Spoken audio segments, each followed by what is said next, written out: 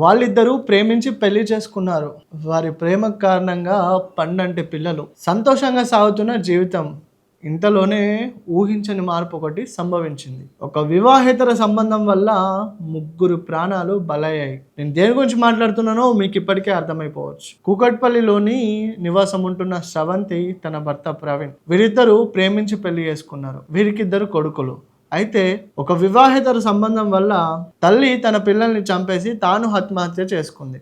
అయితే పోలీసులు దీనిపైన కేసు దర్యాప్తు చేసి విచారిస్తుంటే కొన్ని షాకింగ్ విషయాలు అయితే వెలుగులోకి వచ్చాయి. వరంగల్ జిల్లాకు చెందిన ప్రవీణ్, తన భార్య స్రవంతి, వీరిద్దరూ ప్రేమించి పెళ్లి చేసుకున్నారు. వీరి ప్రేమకి 12 పిల్లలు, సంతోషంగా సాగుతున్న జీవితం.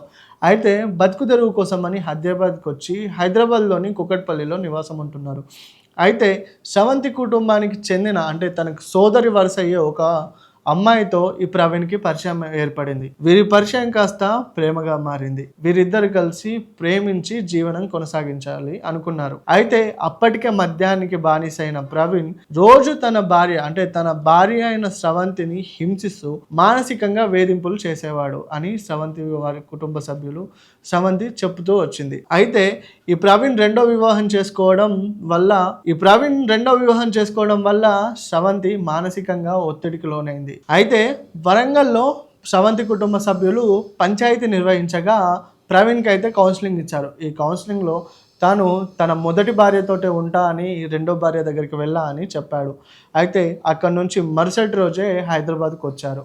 అయితే హైదరాబాద్కు వచ్చిన క్రమంలో తరచూ మళ్ళీ అదే గొడవ రిపీట్ అవ్వడం ఒక మానసికంగా తనని ఒక ఒత్తిడికి గురి చేసింది. ఇక నా భర్త మారడేమో అని తను నిర్ధారించుకుంది. అయితే భర్త మద్యం సేవించి తనని హింసించడం తనకి ఎంతో బాధ కలిగించింది. అయితే తను ఒక వీడియో నోట్లో మాట్లాడుతూ తన సహోదరులకు పంపింది. ఇక నేను, నా పిల్లలు బతకదలుచుకోలే, మేము చనిపోతామని వాళ్ళు ఆ వీడియో నోట్ని వాళ్ళ బ్రదర్కి పంపడం జరిగింది. మధ్యాహ్నం భోజన సమయంలో ఇంటికి వచ్చిన భర్త ప్రవీణ్ డోర్ కొట్టగా ఎంత కొట్టినా ఓపెన్ చేయకపోవడం, అతను ఇరుగు పొరుగు వారిని పిలిచి వారి సహాయం తీసుకొని డోరు బద్దలు కొట్టి చూడగా విగత జీవుల్లా ముగ్గురు మరణించారు. ఈ విషయం కొంతమందిని విషాదపరిచింది. పోలీసులు అయితే కేసు దర్యాప్తు చేసి విచారిస్తున్నారు. అయితే స్రవంతి కుటుంబ సభ్యులు తన సహోదరి చావుకి కారణం ప్రవీణ్ అని వాళ్ళ కుటుంబ సభ్యులు, స్రవంతి వాళ్ళ కుటుంబ సభ్యులు నిర్ధారించుకొని ప్రస్తుతం ప్రవీణ్ ఉంటున్న వారి ఊరిలో ఆ ఇంటికి వెళ్ళి ఆ ఇంటికి నిప్పంటించి దహనం చేశారు. అయితే ఈ ఘటనపై కూడా పోలీసులు కేసు దర్యాప్తు చేసి విచారిస్తున్నారు. మిగతా విషయాలు వెల్లడించనున్నారు పోలీసులు.